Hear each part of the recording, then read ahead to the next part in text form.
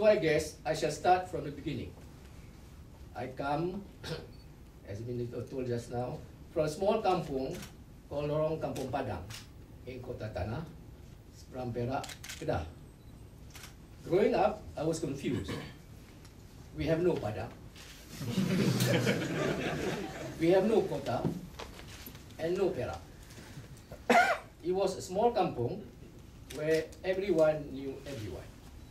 Yet this village produced 3 doctors, 2 veterinary surgeons, a dentist, and many top civil servants. As far as I know, there were no lawyers. Yet my father kept urging me, grow up to be a lawyer. 2 of the 3 doctors were Dr. Mahathir, who married another doctor, and Dr. Bakar, who married Tan Sri Dr. Salma, the first female Malay doctor in the country. Among my schoolmates and seniors were Tan Sri Anapi Ahmad of Tabung Adi, Tan Sri Anapi Hussein, the first Malay chartered accountant, and Tan Sri Bakar Hamid, head of income tax, and the list goes on. The late Tun Zahir, Speaker of Parliament, helped me with my admission to Lincoln's Inn. In London, I had friends.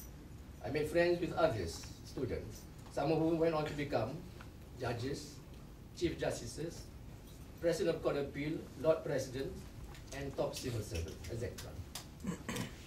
I learned politics from the likes of Syed Alba, and even when back in Kuala Lumpur, he would come to my house weekends and drive me around Kuala Lumpur, introducing me to who is who of Malay politics. In London, Hussein On would tell me Malaysian political history. When I moved to Kelantan, I got to know the various political leaders in past, like Asri, Zulkifli, and Wan Mustafa. In fact, PAS was the first to offer me to stand for election. When I joined the legal service, I served in Johor and Perak and built up further my network of friends. When I was in private practice, I represented the governor of Sarawak in the case of Stephen Kalumingkan.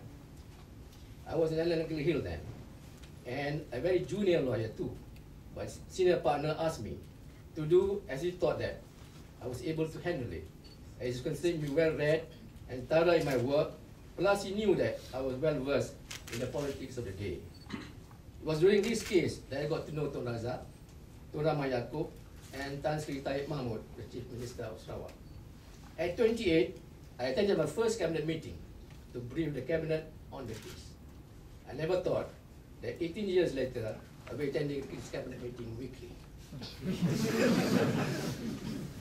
Kebun Zali and Manan, Osman, for reasons known to themselves, recommended me to Tun Hussein On that I should be appointed as senator. Suddenly, people wanted to know to find out who this Daim was. Manan, who was Minister of Public Enterprises, put me on board of UDA as I was recognized as a successful company developer there, and later made me chairman of Premba. When Tun Mahathir became PM, he appointed me as chairman of Fleet Group, and Tan Sri Sanusi made me chairman of Rakyat First Merchant Bank. In 1984, Tun Mahathir made me Minister of Finance. It's from these people that I learned so much, and there's in so many ways or other, helped me in the professional, business, and political life.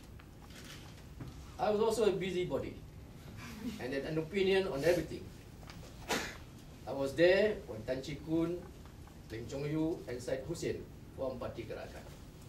I took part in debate on the issue of Bahasa Kebangsaan, and as friends who alerted me that I was going to be arrested under ISA on the issue.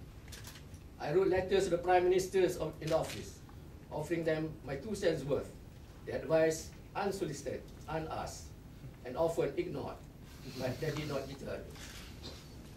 I started my private practice with some savings and borrowed $660,000 from Mara.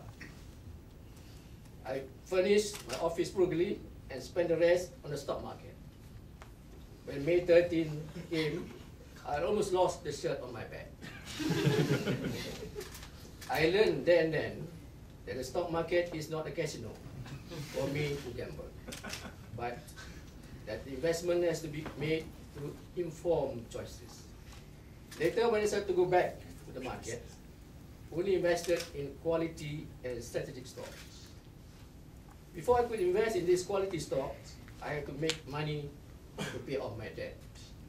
Luckily, I had my practice, but I need to succeed. Was too strong, but the need to succeed was too strong for me to remain purely a lawyer. Not want to give up, I decided to go into business. I invested in a salt making business, and everyone, as you know, needs salt.